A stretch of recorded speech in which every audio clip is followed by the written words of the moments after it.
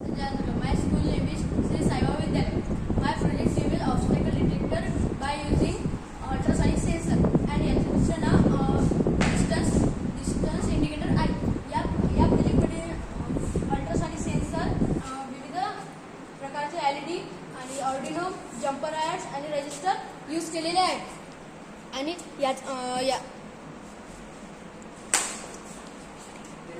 आणि ऑर्डिनो आणि कोणत्याही प्रोजेक्टचा ऑर्डिनो हा ब्रेन असते आणि आता याच्यावर